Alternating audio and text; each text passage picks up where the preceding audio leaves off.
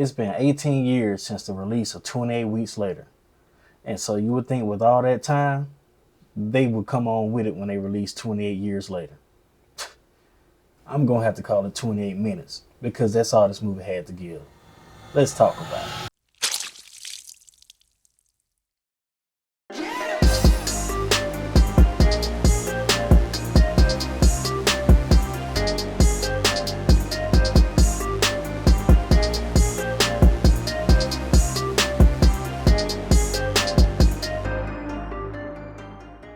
What's going on? It's Trey here, and since you found me, you might as well hit that subscribe button. And since you landed on this video, please be sure to like and subscribe for more content. And today, I'm going to be talking about 28 years later. Yeah, that 28 days, 28 weeks legacy sequel. 28 years later is directed by Danny Boyle, but was it worth the 18-year wait? Be sure to watch to the end. I got some stuff to say. So 28 years later kicks off and picks up 28 years after 28 weeks later. After the rage virus outbreak, and now we're following a small community living on a protected island off the Scottish coast. Life's grim, but structured, until one young man named Spike decides to leave the island and cross into the mainland.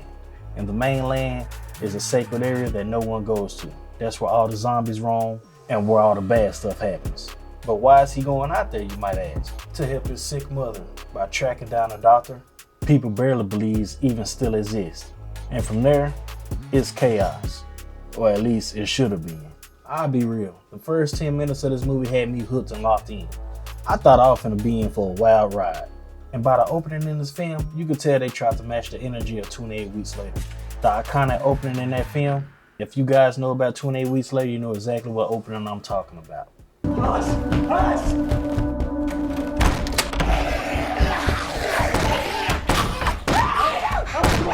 Leave him! Just leave him! I see him! Leave him! Let go!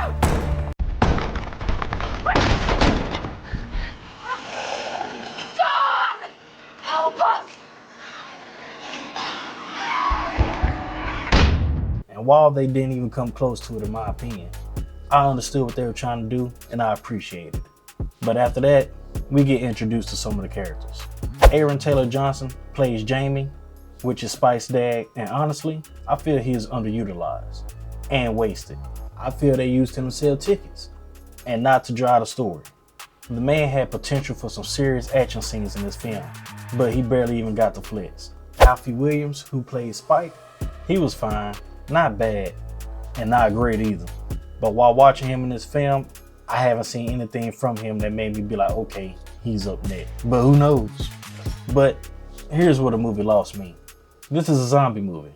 I came for screaming, blood, chaos, and infected, sprinting out of nowhere. But instead, I got a Lifetime movie plot about a sick mom. Man, this some old bullshit. And a son going on a journey to get her checked out. I mean, it had potential, but it just dragged entirely too doggone long. They turned a rage virus thriller into a sad family road trip. I don't know whose idea that was. But let's talk about the zombies. Well, the lack of them. Yes, we do get different types of zombies in this film.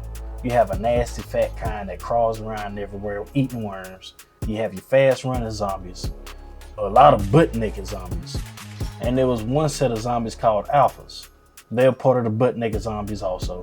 They're tall and creepy, but that's about it. They're intimidating in stature, but they didn't do a whole lot in this film. Not once did I feel like a character's life was in danger when they encountered one of these alphas. And that just really let me down. You have this intimidating looking zombie, big, tall, muscular, and they run on top of that. And nobody's life was in danger by them. Come on, man. Who idea? What's this? There's barely any zombie kills, to be honest with you. And absolutely no creativity in the kills when some do get killed. They use bow and arrows the whole entire time in this movie. I mean, I've seen more zombie energy in Shaun of the Dead, and that was a comedy. But I'm not gonna be entirely negative in this video. I must say, I give credit where it's due. Come back around and you'll get it too. Cinematography in this film though is fire. The Scottish landscape, I must say, it's beautiful. The camera work, man, it's clean. If the visuals was the only thing being judged in this film, this would be a top tier movie. But unfortunately, it don't work that way. And for a film that had 18 years to get it right, all the resources, all the ideas, heck, they could even stole a few scenes from the past few movies and just flipped them around. I just feel they missed a whole bunch in more ways than one. 28 years later had a dope idea, don't get me wrong.